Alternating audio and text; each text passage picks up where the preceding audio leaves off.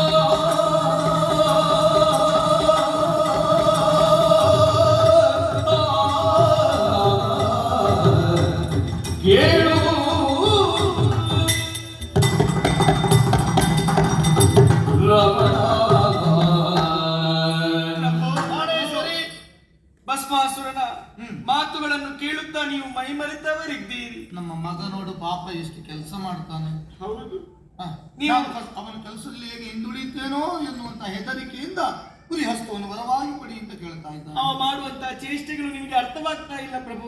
ಮಕ್ಕಳು ಚೇಷ್ಟೆ ಮಾಡಿದ್ರೆ ಮತ್ತೆ ಯಾರು ಚೇಷ್ಟೆ ಮಾಡುವುದು? ಮಗನೆಂಬ ಮಮಕಾರದಿಂದ ಅವರನ್ನು ಮುದ್ದಿಸುತ್ತಾ ಇದ್ದೀರಿ, ಪ್ರೀತಿಸುತ್ತಾ ಇದ್ದೀರಿ. ಹೌದಪ್ಪ, ಅವನಿಗೆ ಬೇಕು ಬೇಕಾದದನ್ನೆಲ್ಲ ಕೊಡುತ್ತಾ ಇದ್ದೀರಿ, ಒದಗಿಸಿ ಕೊಡುತ್ತಾ ಇದ್ದೀರಿ. ನಮ್ಮ ಮಗ ಅಲ್ವಾ? ಆದರೆ ನಮ್ಮನ್ನು ಯಾವತ್ತೂ ತಂದೆ ತಾಯಿ ಎನ್ನುವಂತಹ ಭಾವದಿಂದ ನೋಡಿದವನೇ ಅಲ್ಲ. ಹಾಗೆಲ್ಲ ಮಾತಾಡಬಾರದು. ಕಾರಣ ನಮ್ಮ ಮೇಲೆ ಎಷ್ಟು ಪ್ರೀತಿ ಉಂಟು ಅವನಿಗೆ. ಇಲ್ಲ, ಅಮ್ಮ ಅಮ್ಮ ಅಂತ ನಿನ್ನನ್ನು ಎಷ್ಟು ಕೊಂಡಾಟದಲ್ಲಿ ಮಾತಾಡಿಸ್ತಾನೆ. ಅಪ್ಪ ಅಪ್ಪ ಅಂತ ನನ್ನ ಸೇವೆಯನ್ನು ಮಾಡುತ್ತಾ ಇದ್ದಾನೆ. ಆದರೆ ತಾಯಿ ಎನ್ನುವಂತಹ ಭಾವನೆ ಅವನಿಗೆ ಇಲ್ಲ ಪ್ರಭು.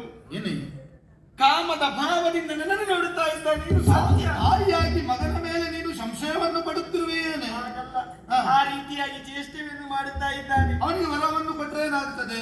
ಒಂದು ವೇಳೆ ನೀವು ಉರಿಯಸ್ತ ವರವನ್ನು ಕೊಟ್ಟರೆ 3 ಲೋಕವನ್ನು ಅವನು ಸ್ವಾಧೀನಪಡಿಸಿ ನಮ್ಮನ್ನೆಲ್ಲ ಗಾರಗಿಡಿಸುತ್ತಾನೆ ಪ್ರಭು. ಹಾಗಾಗಿ ಹೇಳುತ್ತಾ ಇದ್ದೇನೆ, ಅವನಿಗೆ ಉರಿಯಸ್ತವನ್ನು ಕೊಟ್ಟರೆ ನಮಗೆ ಕಂಟಕ ಎನ್ನುವುದು ಎದುರಾಗ್ತದೆ. ಬೇಡ ಪ್ರಭು.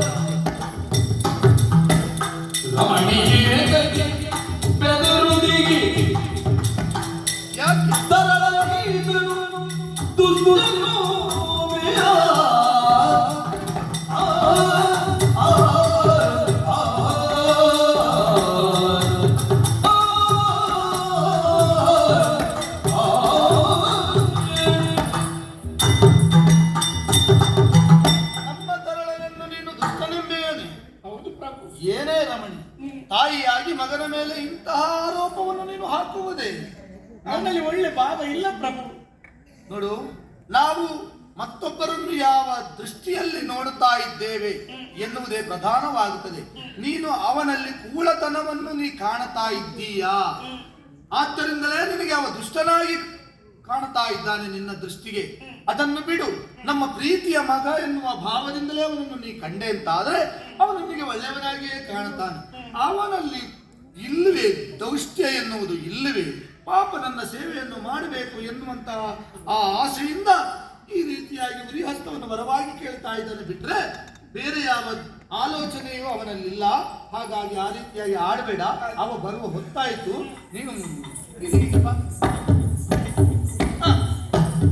ನಿಮ್ಮದೆಂತದಿದ್ದು ಸಂಭಾಷಣೆ? ನಿಮ್ಮದೊಂದು ಜೀವನದಲ್ಲಿ ಮುಗಿಲಿಕ್ಕೆ ಇಲ್ವಾ? ಯಾವಾಗ ನೋಡಿದ್ರು ಆಟವೇ ನಿಮ್ಮದು. ಗಂಡ ಹೆಂಡತಿ ಸೇರಿದ ಹಾಗೆ ಅಪ್ಪ ಬೇಗ ಹೋಗು.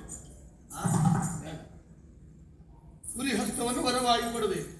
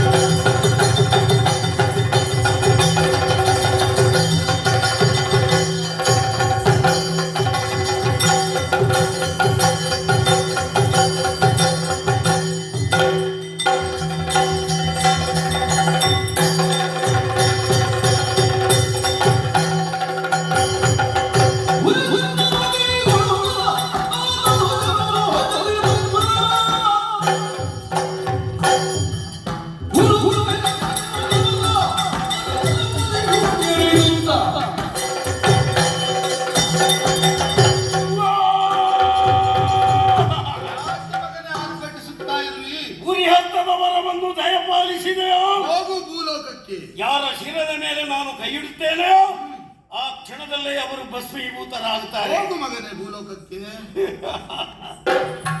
ಭೂಲೋಕಕ್ಕೆ ಹೋಗುವಷ್ಟು ವ್ಯವಧಾನ ನನಗಿಲ್ಲ. ನನಗೆ ಇಲ್ಲಿಯೇ ಪರೀಕ್ಷೆ ಆಗಬೇಕು. ಇಲ್ಲಿಯೇ ಪರೀಕ್ಷೆ ಆಗಬೇಕು. ಹೇಗೆ? ಏ ಬೆಪ್ಪ, ಅಪ್ಪನೋ? ಯಾರಿಗೆ ಅಪ್ಪ? ನಿನಗೆ ಅಪ್ಪ. ಯಾರಿಗೆ ಅಪ್ಪ? ನಿನಗೆ ಅಪ್ಪ. ಹೇಗೆ ಅಪ್ಪ? ಕಾರಣೀಕರ್ತನನ್ನು. ನಿನ್ನನ್ನು ಭೋಲೋ ಶಂಕರ, ಇವತ್ತಿಂದ ಅದಲ್ಲ, ಮತ್ತೆ ಭೋಳೇ ಶಂಕರ. ಮಗನಿಗೆ ಹಾಗೆಲ್ಲ ಆಡಬಾರದು. ನನಗೆ ವರಪ್ರಸಾದವನ್ನು ಕೊಟ್ಟು ಹಾ. ನೀನು ಮರ್ಕಟನಾದೆ. ಏನೆಲ್ಲ ಮಾತಾಡಬೇಕು? ಒಂದೇ ಮಾತು, ಏನು?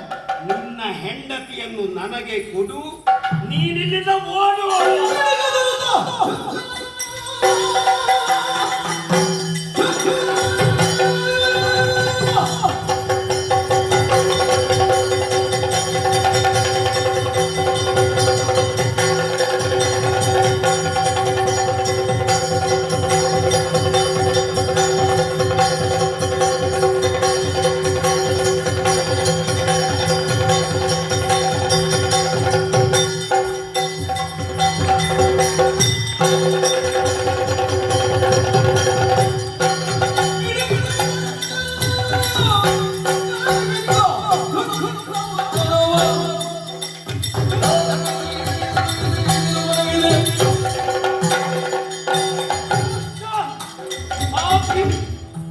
ನನ್ನ ಮಗನೆನ್ನುವ ವ್ಯಾಮೋಹದಿಂದ ಉರಿಹಸ್ತವನ್ನು ವರವಾಗಿ ಕೊಟ್ರೆ ಏನು?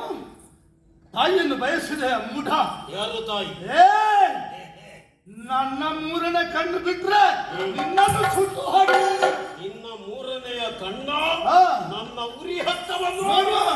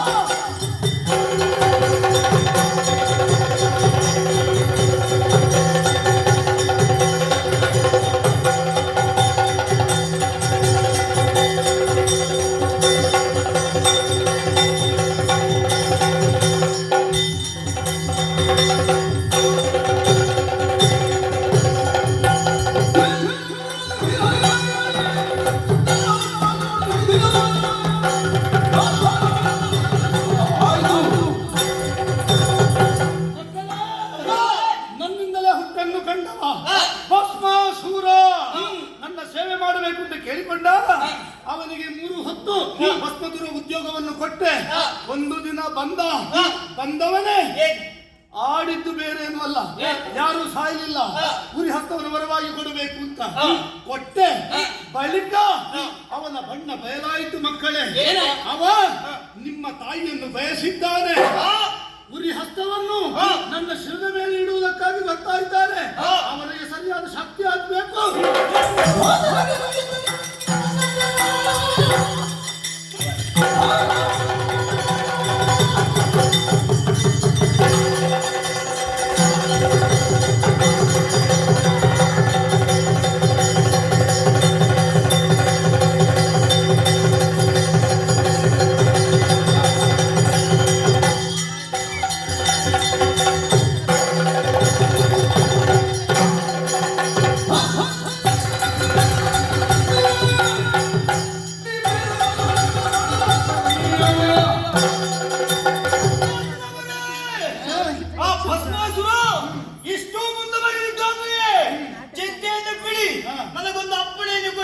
ತಕ್ಕ ಪಾಠ ನಾನು ಮಾಡ್ತೇನೆ.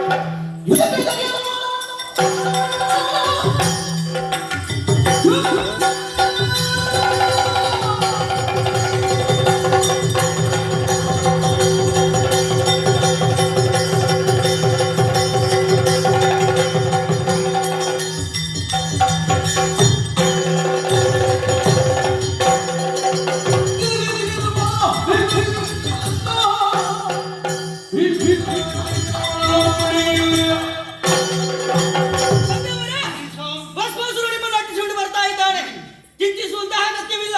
ಅವನನ್ನು ತಡೆದು ಸಕ್ಕುರಾದ ಶಾಸ್ತಿ ನಾವು ಮಾಡ್ತೇವೆ. ಹೋಗಿ ಶುಭ.